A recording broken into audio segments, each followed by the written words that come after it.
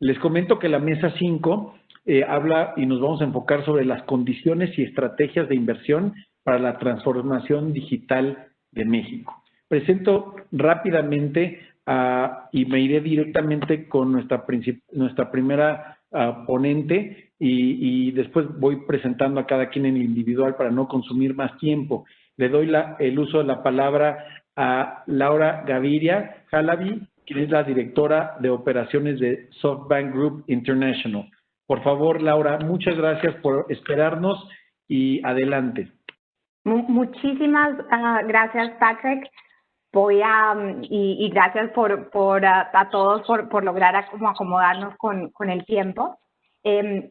Nosotros queríamos compartir con ustedes un poco cuál es la motivación detrás de cómo invertimos como SoftBank y contarles a partir de eso cómo vemos la inteligencia artificial tomando un rol principal en todo este proceso y específicamente cómo está afectando al sector de la salud y cómo tiene un potencial enorme de lograr que llegue este tipo de soluciones a las manos de todos los ciudadanos, especialmente de América Latina. Nosotros dentro de SoftBank siempre buscamos invertir en todas como las revoluciones grandes que han pasado. Empezamos, digamos, invirtiendo en la revolución, digamos, de la información, pero todas estas revoluciones de alguna forma han cambiado un poco la historia y han cambiado la forma en cómo el ser humano aumenta sus capacidades y incrementa su capacidad de producir riqueza. Obviamente la revolución agrícola cambió la forma en que teníamos acceso a los alimentos, cómo los consumíamos y cómo ella cambió la evolución también del ser humano, en qué trabajábamos, en qué usábamos ese tiempo horrible. La revolución industrial obviamente trajo todo este tema de aceleración y un crecimiento que nunca antes habíamos visto. Trajo máquinas que aumentaban la capacidad de lo que hacíamos antes como seres humanos. Y no solamente fue el resultado de la automatización de todo lo que se hizo, sino también la combinación de tener acceso a electricidad, la masificación de los carros, el acceso al petróleo y el acceso a la banca. Cuando ya entramos a la revolución de la información, empezamos a ver una creación de valor y una creación de riqueza que nunca antes habíamos visto. Obviamente muchos de los nombres que están acá los conocen ustedes y de alguna forma han interactuado con ellos. Pero esta revolución de la información tiene una particularidad que es que la mayoría de lo que revolucionó fue el concepto de la venta por retail y todo lo que tenía que ver con la industria de la publicidad. Por más de que tocó todas las áreas y obviamente todo tipo de negocios tenían este nuevo acceso a la información, estas fueron como las dos industrias más grandes que cambió específicamente. Ahora, el tema de la regulación industrial, de la regulación de la inteligencia artificial, que es donde estamos ahora, nosotros vemos que tiene el potencial de tocar cada una de las industrias que existen, ¿no? No creo que exista una sola industria hoy en día que no vaya a ser tocada por la revolución de la inteligencia artificial y por eso tenemos que buscar de alguna forma en nuestros países en Latinoamérica en que más y más gente tenga la posibilidad de aprender y saber cómo está siendo afectada por la data, cómo saber procesarla, cómo poder sacar de ella información que sea relevante y poder aplicarla en soluciones para la humanidad. Como les decía, vemos que toca todo tipo de negocios, ¿no? Desde el tema de educación, con procesos de educación que se adaptan, digamos, a la necesidad de cada una de las personas. Nosotros tenemos varias compañías que están en el sector de la educación, especialmente de los fondos globales, que efectivamente cambia la forma en que nosotros trabajamos como personas, no solamente por el hecho de que estamos acá todos conectados de una forma digital, sino que efectivamente desde los robots, como es la automatización, todo este tipo de cosas pues tienen un efecto grande.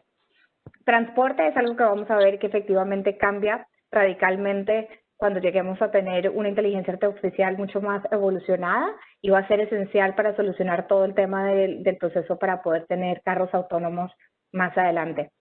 Pero sin duda, una de las industrias que vemos que va a tener un efecto más grande es en el tema de salud. Y ahí es donde estamos viendo una de las oportunidades más grandes en la región y que tenemos que estar preparados como región para poderla recibir de la mejor manera. Y me encanta porque alcancé a oír parte de la mesa anterior y veo que tanto el sector público como privado están alineados a que esto es una necesidad y que es un beneficio que va a tener consecuencias positivas para todos. Nosotros tenemos, obviamente, el core de lo que hacemos es basado en inteligencia artificial, entonces tenemos compañías como Hoyo, que está en México, que es una compañía telera que usa inteligencia artificial para poder poner de una forma más ágil los precios. Pero voy a saltarme muchos de estos ejemplos que ustedes conocen como WeWork, que también ven en México, y cómo efectivamente también usa inteligencia artificial para la selección de dónde ubicar sus espacios.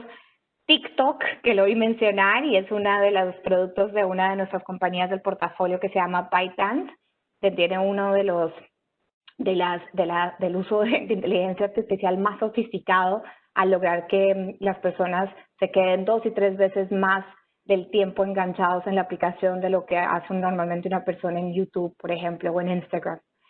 Pero donde vemos, como les decía, una oportunidad grandísima, y quería contarles un caso de una de nuestras compañías del portafolio, es salud. Nosotros tenemos una empresa que se llama Ping An Group Doctor en el portafolio. Es parte de un spin-off de lo que es la compañía de seguros más grande del mundo, que se llama Ping An. Y Ping An Group Doctor lo que hace es poderle ofrecer en 24 horas, los 7 días de la semana, acceso a salud primaria como principal foco a todos los habitantes de China. Hoy en día ya está en otros países, pero lo hace de una forma espectacular. Oí a varios hablando de telemedicina. A nosotros no nos gusta del todo ese término. Creemos que es más un tema de salud digital, porque no es un tema de teléfono, ni hay la necesidad de realmente tener que ver a la persona ni por teléfono ni por video. Mucho de esto se puede hacer también de forma remota a través de chats y cosas de ese estilo. Y yo creo que eso es lo primero que tenemos que empezar a pensar, que el teléfono también ya quedó de lado, que esa consulta física no es necesaria en todas las instancias y que tenemos que evolucionar más hasta un tema digital por encima de todo. Pero ¿qué hace Ping An Group Doctor que lo hace tan especial? Es realmente optimizar el tiempo de los doctores y por ende su diagnóstico. Hoy en día en China, un doctor de Ping An logra atender a más o menos 700 pacientes al día, lo que implica que Ping An Group Doctor alcanza a atender 1 millón de pacientes al día en conjunto, con 1.200 doctores. 1 millón de pacientes al día es un número impresionante, y lo que hace es que la inteligencia artificial, de una interacción de más o menos 15 minutos, toma casi el 90% de ese proceso, ellos dándole un diagnóstico y una recomendación al doctor, donde el doctor al final solo necesita quedarse 90 segundos con el paciente. ¿Y por qué es tan importante eso? Porque ella tiene una base de datos de más de 500 millones de consultas que ha hecho, que lo hacen que cualquier doctor normal sea como si fuera el mejor doctor del mundo, porque lo está apoyando la inteligencia artificial. Eso es lo que yo creo que necesitamos llegar a evolucionar a hacer, y para eso hay que cambiar muchos temas de regulación, de conexión a red, de acceso a información, que todos ustedes están hablando de ellos, para que podamos tener soluciones como estas dentro de los sistemas de Latinoamérica. Creemos que esto es esencial porque efectivamente todavía vemos unos problemas estructurales grandísimos en la región de límite de acceso a la salud, de las experiencias que no son buenas y menos aún la calidad, y de unos costos muy altos que tenemos que buscar cómo bajar. Vemos que el momento es ahora, que hay una aceleración de que las compañías y las personas estén listas a recibir este tipo de información y hacerlo de una forma efectiva, y se han dado cuenta de los beneficios y de cómo funciona. Entonces creemos que el momento es ahora y que hay que moverse de una forma a veces hasta un poco más rápido que la regulación. Y por ende sí hay que hacer varios cambios, por más de que hemos visto que los gobiernos están yendo hacia ese lado, todavía vemos que hay muchos temas que necesitan cambiar para llegar ahí. Pero con eso quiero terminar, nuevamente darles las gracias por invitarnos a ser parte de este congreso y felicitarlos por la iniciativa, pues creemos que es algo realmente importante para el sector. Muchas gracias, Laura. De verdad, sé que estiraste hasta el último segundo tu agenda para acompañarnos y compartirnos estas importantes experiencias e importantísimos impactos que tiene SoftBank en la región y en el mundo. Y bueno, y también tenemos otra gran panelista que también está estirando los últimos segundos para seguir acompañándonos. Les quiero presentar a Patricia Mora, quien es la presidente de consejo de la red OTT México. Ella nos va a ayudar a abordar el siguiente tema, que es sobre infraestructura de investigación, la generación de patentes en salud y su escalamiento en el entorno académico. Entonces, sin mayor preámbulo, Pati, adelante, te cedo el uso de la palabra. Muchas gracias. Muchas gracias por la invitación. Pues gracias. Yo trabajo en el TEC de Monterrey a cargo de los hubs globales de innovación. Y bueno, particularmente también soy presidenta de Red OTT México, ahí sí ven mi pantalla, y presidenta de Red Transferencia P. Me voy a ir muy rápido, básicamente pues no voy a describir los proyectos, pero la función que nosotros hacemos es conectar los resultados de la investigación. Este es el caso TEC de Monterrey, pero a través de Red OTT México y Transferencia P conectamos los resultados de la investigación de diferentes universidades en Latinoamérica, particularmente Chile, Perú, Colombia, México. Y me voy a centrar en el caso COVID. Muchas de las cosas que se detonaron en los últimos 5 meses, cuando se detuvo todo este tema de las cadenas de suministro internacionales, globales, que venían todos de China, los insumos, los ventiladores. Yo creo que el tema de la innovación y particularmente la investigación conectada a las necesidades detonó en muchísimos proyectos. Estamos hablando de más de 400, 500 que nosotros inventaríamos. Aquí pongo una muestra de algunas, pero el tema aquí es cómo en este panel es cómo les damos acceso a que conecten y que realmente aceleren y tengan impacto. Uno de los temas que vamos a entrar es el reto COVID, que fue una plataforma digital para poder identificar estas soluciones y conectarlas con las demandas, donde pues había cosas desde ventiladores, cosas desde máscaras, muchos de los insumos fueron desde hasta las caretas, ¿verdad? Que no teníamos, y desde la N95, pues que dependíamos totalmente de las ventas y se elevaron los precios. Estamos hablando a una cosa de que si las compradas en centavos de dólar llegaron a muchos dólares, lo que nos llegó a impactar pues en la economía, no nada más en la necesidad, sino que tuvimos que gastar muchos más recursos, ¿no? Entonces, una de las cosas que nos deja el COVID como reflexión, sobre todo a los países emergentes como México y los latinoamericanos, es nuestra capacidad de generar tecnología, pero también de poder sustituir muy rápido esas cadenas de valor globales con tecnología propia, y creo que ese es el reto y lo que nos ayuda a reconfigurar, y la nueva economía se debe centrar en eso. Nosotros estamos sin lugar a dudas convencidos que este tema de las pandemias pues cada vez son más recurrentes, ¿verdad? O sea, hemos tenido por ahí la de cada 10 años hay una pandemia, y pues esta no va a ser la última.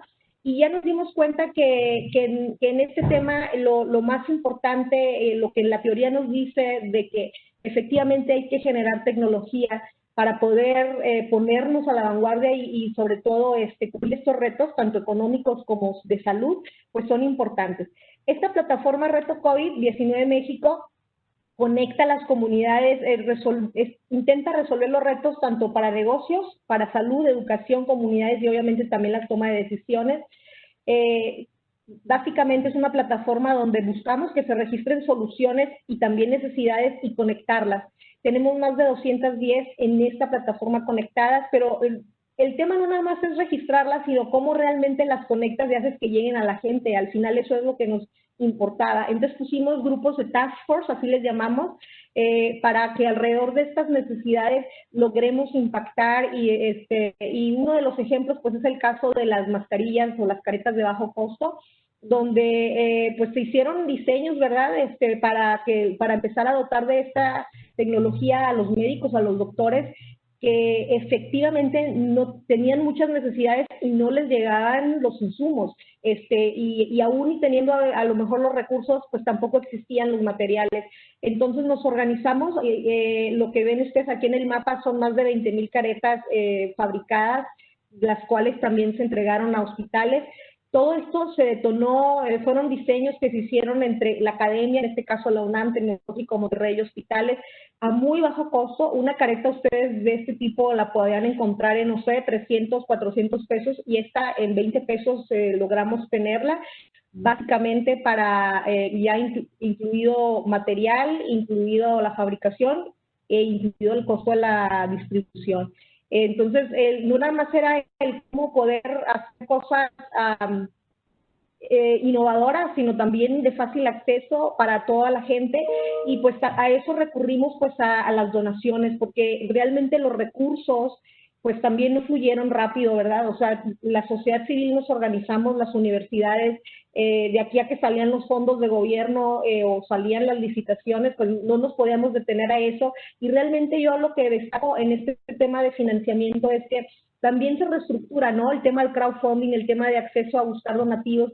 Lanzamos una campaña de Unidos Podemos Tech, ahorita tenemos más de 18 millones recaudados para diferentes cosas, desde insumos médicos, infraestructura hospitalaria, a adaptar de habitaciones, el tema de poder darles a los pacientes estas cosas que les llamo yo, que les digo de caretas, donaciones de plasmas, más de... Pues aquí vienen los indicadores, pero pues no nada más hicimos eso, sino como tenemos una oficina con China, también a través de la digitalización, pues intercambiar buenas prácticas. Aquí está el link donde pues doctores chinos que afrontaron la pandemia, pues entrenaron a otros doctores médicos de diferentes instituciones en México. Y luego viene este grupo Task Force Nuevo León, que este es otro grupo que también generamos. Estamos hablando de 5 líneas de atención, desde pruebas rápidas, visualizadas de datos, desde protección.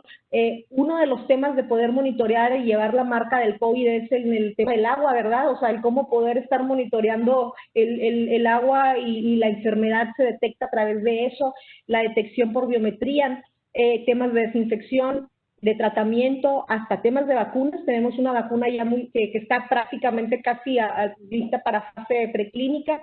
Y bueno, todo esto nos llevó a, por ejemplo, este es un tema de diagnóstico muy rápido, que a través de radiografías, que básicamente lo que hace es de que te analiza, cada vez que llega un paciente a una clínica se le toma una radiografía, además de lo que es el PCR, que es y te analiza la base de datos, y en 33 segundos te dice si tiene COVID o no. Entonces, esta es una cosa ya probada, y ahorita se está buscando nada más partners hospitales para que lo quieran, obviamente, complementar y empezar a probar. Todo esto tiene que ver, esta es otra prueba, ahorita la prueba de más la PCR, que es la estándar, ¿verdad? La GOL y la autorizada. Hay otros temas de diagnóstico rápido mucho más baratos, como es el LAM, que es a nivel molecular. Donde una muestra de saliva, que tú te la puedes hacer en tu casa, puedes detectar si tienes COVID o no, sin necesidad de que en segundos. Entonces, algo que ya está ahorita probado, que ya nosotros lo tenemos, y que básicamente está en la fase regulatoria ahorita con el INER, ¿no? Para que sea aprobado este método de diagnóstico, y pues está buscando un aliado, un partner, para poder hacer toda la parte de certificación regulatoria, y que pueda hacer esto algo pues de diagnóstico muy rápido, y donde no tengas que salir al hospital, sino en cuestión de segundos, por el cambio de color de la muestra en la saliva, sepas si tienes COVID o no. Entonces, son de las cosas que ya están. ¿Cuáles son los retos? Pues definitivamente el acceso al financiamiento. Se requieren socios colaboradores para desarrollo e implementación, porque estas son cosas que están a un nivel de desarrollo prototipo, MVP le llamamos, y se requieren clientes, ¿no? Para comercialización. No tengo muchas más información, ahí van a tener ustedes la presentación, pero decirles que, bueno, a través de, estos son algunos ejemplos, y que tenemos programas de apoyo a financiamiento que hemos hecho a través del Banco Interamericano de Desarrollo.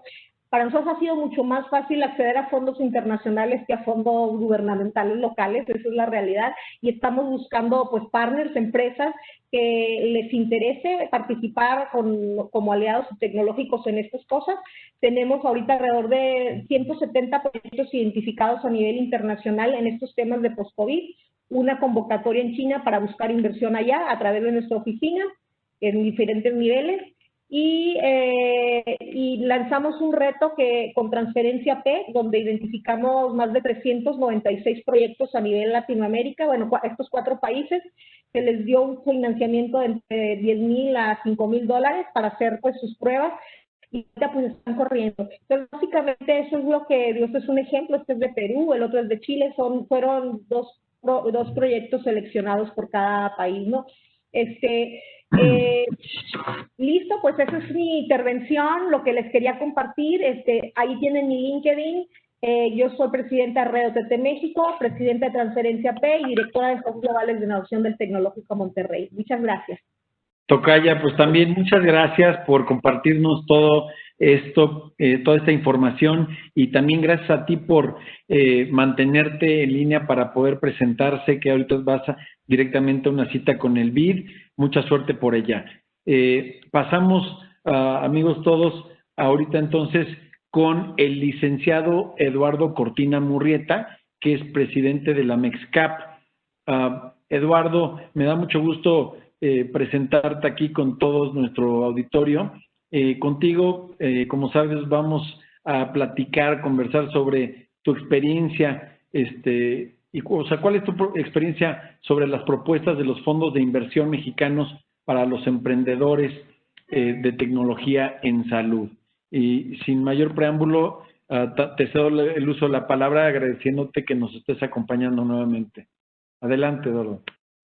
Pues muchas gracias, Patrick, y gracias por este evento. La verdad está muy interesante. He estado aquí conectado un tiempo. Rápidamente les explico qué es la MEXCAP para que dé contexto a lo que voy a aclarar después. La MEXCAP es la Asociación de Fondos de Capital Privado que invierten en el país. Esto no solo va desde capital emprendedor, también hay algo que es el capital de crecimiento, y también hay muchos fondos de deuda. Obviamente dentro de la asociación hay fondos de bienes raíces, infraestructura, energía, etcétera. La asociación representa 60,000 millones de dólares de capital comprometido, de los cuales aún quedan 35,000 por invertir. En este contexto, lo que se enfoca a Health Tech, yo diría que sí está más cargado hacia los fondos de capital emprendedor, venture capital, y lo que están enfocados a tecnología. Hemos visto varias transacciones en el sector salud, sobre todo en la parte de arriba de la cadena, cuando son hospitales, empresas de farmacéutica, obviamente laboratorios de diagnóstico. Y en HealthTech empieza a haber pocas transacciones. Yo comentaría que hay que ver cómo ha avanzado en mercados desarrollados este proceso de inversión, y ya hay muchos datos del perfil de empresas donde han recibido inversión por parte de fondos, incluso muchas de ellas que se hacen públicas. Sin embargo, lo que es claro es ver toda la cadena, ¿no?, de valor, desde cómo se fondean este tipo de empresas. Primero empiezan por los inversionistas ángeles, capital semilla, hasta que ya la empresa o el proyecto tiene cierta etapa para que entre un fondo de tecnología. Y esto no nada más se limita a México. Tenemos muchos fondos internacionales que invierten en el país, son parte de la asociación, y muchas veces les gusta también asociarse con otros fondos que son especialistas. De esto tenemos base de datos, y con mucho gusto, quien quiera saber más al respecto, pueden contactar a la asociación, y lo que haremos es pues canalizar hacia los fondos que están en Venture. De lo que yo conozco del sector, mi plática con otros fondos en este segmento, pues ha habido pocas inversiones, y es por el desarrollo del ecosistema. Ya se ha mencionado un poco de esto, pero yo lo vería como, vamos a decir, como una cebolla o un círculo. Y así como comentaba que pasaba en SoftBank, el ecosistema se tiene que generar de afuera hacia adentro, de tal manera que ya pueda haber proyectos muy específicos. Y la primera parte es esta digitalización, que las bases de datos estén disponibles, que hay un elemento digamos, de digital para que eventualmente pueda haber otros proyectos. Ya se comentó, pero me parece que sería bueno nomás poner una página rápidamente de cómo se ve el mapa en mercados desarrollados. Es un mapa, digamos, global, viene de PitchBook. El punto es, el ecosistema de Health Tech, ¿no? Está la salud virtual, la telemedicina, el manejo de operaciones y la administración del servicio, la parte móvil digital, y si vemos a la derecha, está todas pues los sistemas de información. Ya se comentó mucho en esta sesión sobre la necesidad de digitalizar esta información y la comunicación, ¿no? Porque si no empezamos por la parte muy básico o los enablers, pues no tenemos eventualmente esos proyectos, ¿no? Como la parte de artículos que se pueden usar, de temas de monitoreo biométrico, porque no tenemos la base o la infraestructura digital. Digo, no voy a entrar mucho a este detalle, pero vemos cómo se empieza a abrir de una base a todo tipo de proyectos. Yo lo que diría es, poniendo esto en perspectiva de México, también hay ecosistemas, y platicaba aquí con algunos colegas previo al panel, el ecosistema, pues, también hay que apoyarse mucho de las incubadoras. Tienes incubadoras desde que operan localmente como un Endeavor y están ávidos de buscar este tipo de proyectos. Muchas veces hay patrocinios en proyectos que se pueden buscar que sean viables y conectarlos con este capital semilla para ir subiendo en la cadena. Y esta cadena de valor que mencionaba, pues sí, desde que entra la inversión ángel, a que ya un fondo la puede ver, un fondo de inversión de Venture Capital, pues la empresa ya tiene que tener ventas, ya tiene que haber pasado este Minimum Viable Product y eventualmente a los fondos de capital de crecimiento, buyout, que ya son tickets o montos de inversión ya mucho más grandes. No sé si logré explicar un poquito el antecedente. Yo lo que puedo ofrecer más bien es, pues, ser un vínculo y tenemos un directorio disponible en la asociación de los fondos y sus estrategias y a qué se enfocan, para que también, pues, el ecosistema se pueda enfocar y buscar y tener este acercamiento con las empresas e irse preparando, ¿no?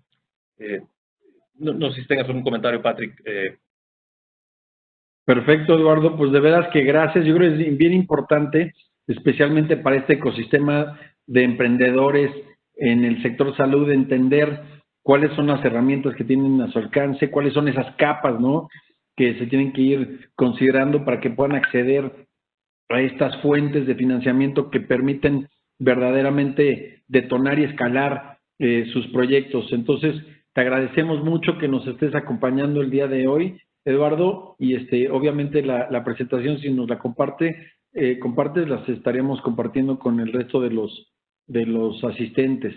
Sí, mira, yo tendré que pedir autorización de quien la publica.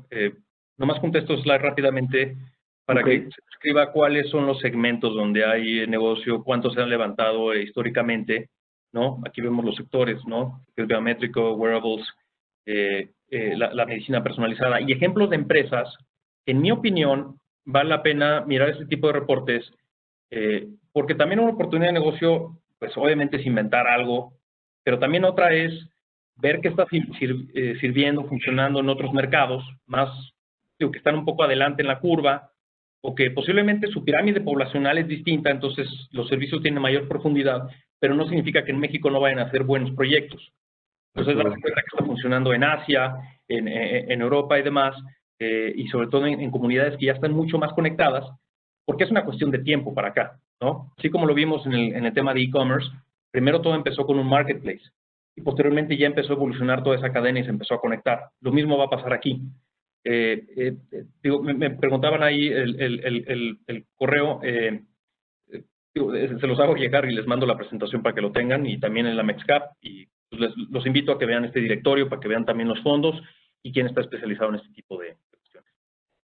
Te lo agradezco mucho, Eduardo, y sin duda alguna estos ejemplos van a ser inspiraciones para los emprendedores mexicanos.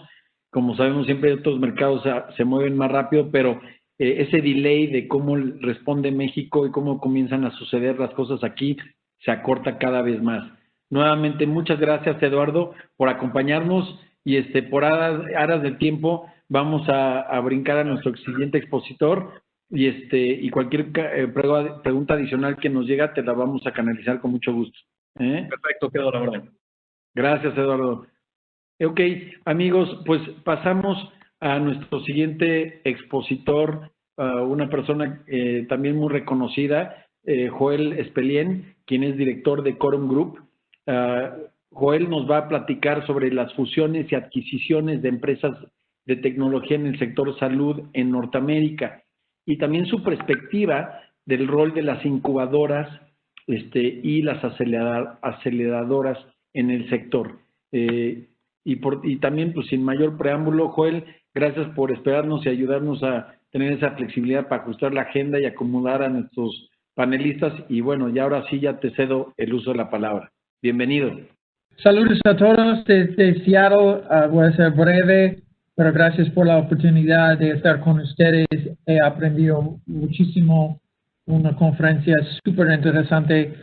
Para mí, como he dicho, yo trabajo en ese mundo de empresas, ¿no? Pequeñas y medianas de tecnología, y creo que es muy lógico que tenga un momento de presentar después de la señora Castro de Tec de Monterrey y también de Eduardo hablando de las inversiones en México, porque creo que de perspectivas distintas nuestras,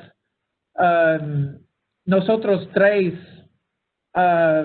estamos mirando más o menos la misma cosa, ¿no? La misma situación, el mismo reto, creo, para el ecosistema en México, y es eso. A ver. Hemos hablado todo el día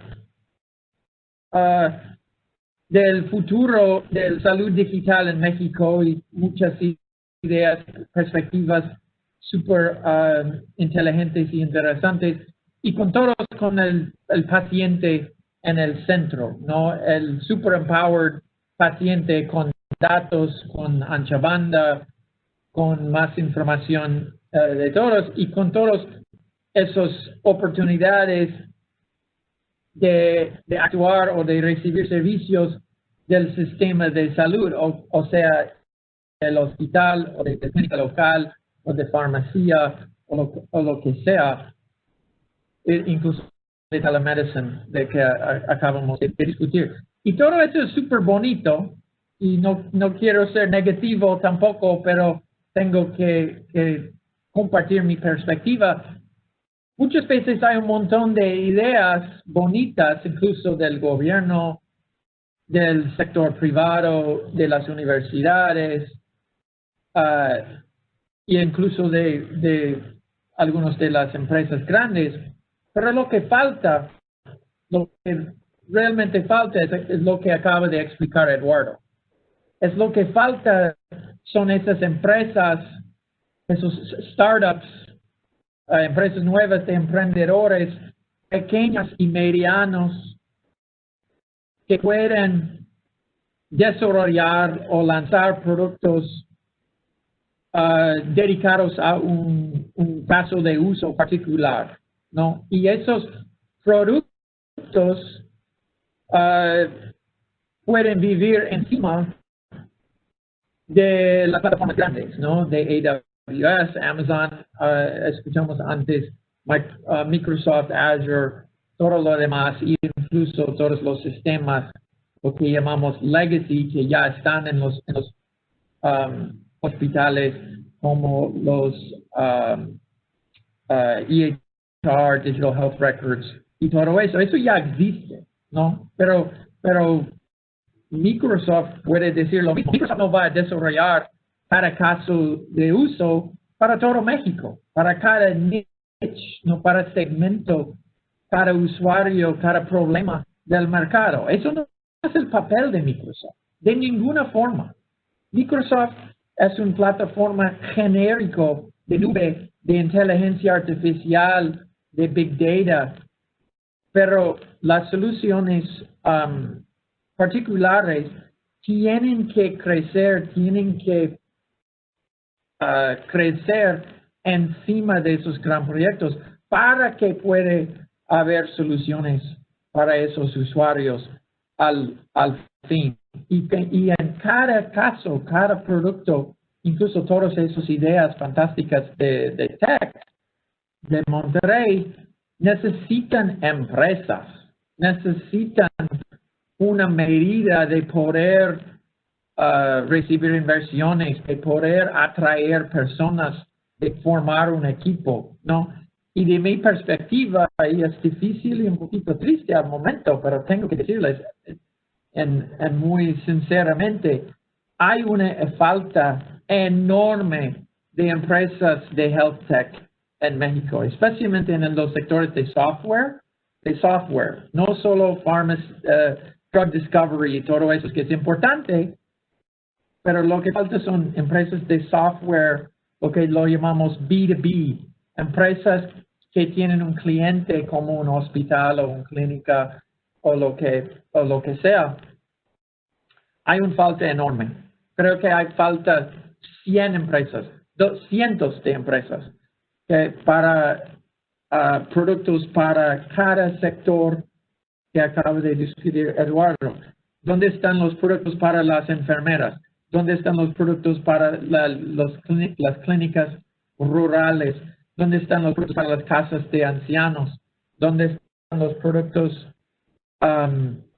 para como salud en casa, como home health care, lo llamamos en inglés, ¿no? Hay un montón de oportunidades, creo que es lo que acabamos de decir. Ahora hay conectividad, hay dispositivos, que incluso es la nube más el móvil, ¿no? Hay dispositivos, hay conectividad y hay problemas que necesitan soluciones, pero hasta que como ecosistema en México podemos fomentar la creación de más empresas, no vamos a ver el progreso que todos queremos y esperamos para el país y para la innovación. Como acaba de decir la senadora, sin innovación, creo que es exactamente lo que decía, ¿no? Sin innovación no hay progreso. Pero yo respondo también a ella, sin empresas, sin emprendedores exitosos, no hay innovación. La innovación no puede venir solamente de las universidades y todos investigadores de ese tipo. Ese es mi mensaje. Nosotros creemos en lo que puede pasar y estamos dispuestos a ayudar, incluso de ayudar a empresas pequeñas a convertirse en empresas más grandes a través de adquisiciones, inversiones y todo lo demás. Pero empresas es para mí lo importante y lo que realmente todavía falta en ese ecosistema de salud digital en México. Pues gracias por la oportunidad, gracias a todos por sus contribuciones y espero el resto de la conferencia. Pues muchísimas gracias.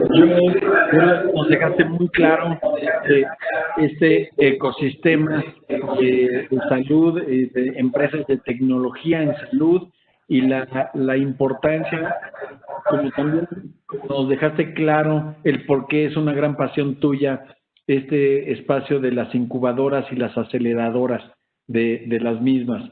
Muchas gracias nuevamente por estarnos acompañando y habernos esperado, Joe.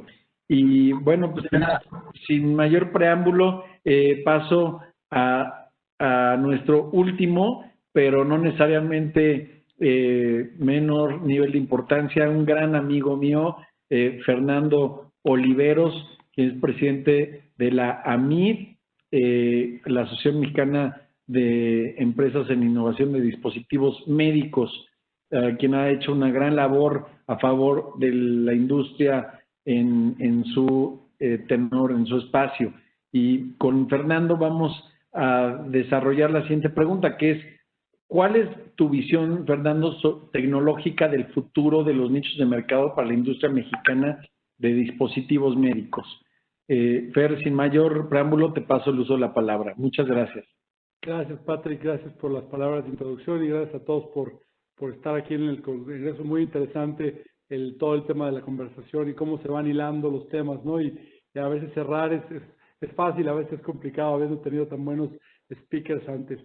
Yo quiero reflexionar a tu pregunta, Patrick, un par de consideraciones importantes. Que continuamente, yo tengo 25 años trabajando en el sector de dispositivos y tecnología médica y siempre hemos tenido esta conversación interesante y sobre todo estando con mucha gente de tecnología, es un lanzamiento, un paradigma muy interesante. Porque por un lado vemos una gran cantidad, como nunca en la historia, tenemos tecnología disponible en cualquier opción, de cualquier velocidad, de cualquier sabor, de cualquier alternativa. Y sin embargo, todo el mundo y muchos de los panelistas reconocen que el mercado de salud es uno de los mercados más retrasados en la implementación. Y nos hemos dado muchas veces a la tarea de entender por qué esto es así. Y me parece que yo trataré en estos minutos que tengo, tratar de resumir un poco las lecciones para dar la respuesta a la pregunta. La primera es que tenemos que entender que el sistema de salud se está transformando independientemente del tema tecnológico. Hay factores más allá de la tecnología que están impactando de manera muy importante el sistema de salud. El crecimiento de la población, el envejecimiento de la población, el cambio de enfermedades agudas a crónicas, el tema del costo, obviamente la gestión del costo es muy, muy importante y sobre todo que cada vez más el paciente está dejando de ser un sujeto pasivo donde iba a un hospital y el médico le daba una atención o una respuesta o una solución y el paciente lo hacía y ya estaba, no se curaba o no se curaba y así era. Hoy el paciente tiene muchísimos más elementos de decisión y aparte tiene muchos más puntos de contacto con el sistema de salud y muchos de ellos están fuera del sistema de salud. Entonces hay que entender, para entender cuáles son esos nichos, primero esta realidad. El sistema de salud cambia per se. Por otro lado, la tecnología, hemos pasado en muy poco tiempo y seguramente esto se acelerará con el tiempo, de tener muy poca tecnología a tener muchas aplicaciones tecnológicas que hacen muchas cosas. Si hoy hablamos simplemente, por ejemplo, de impresión de 3D, esto es una realidad que se utiliza ya en muchos de los hospitales en nuestro país y en otros. El manejo de Big Data, toda la parte de utilización de inteligencia artificial, los modelos analíticos predictivos, los robots, toda la parte de monitoreo remoto, como bien hablaban, que a mí tampoco me gusta el término telemedicina, sin embargo así se le conoce, todo el tema de realidad virtual, los chatbots, los sistemas basados en salud, pero esa tecnología, yo siempre digo y lo veo mucho sobre todo con empresas tecnológicas con las que tengo el gusto de tratar, muchas veces la pregunta del fondo es, ¿cuál es el problema que queremos resolver? ¿Cuál es la eficiencia que queremos generar en el sistema de salud? Y esa pregunta tan básica,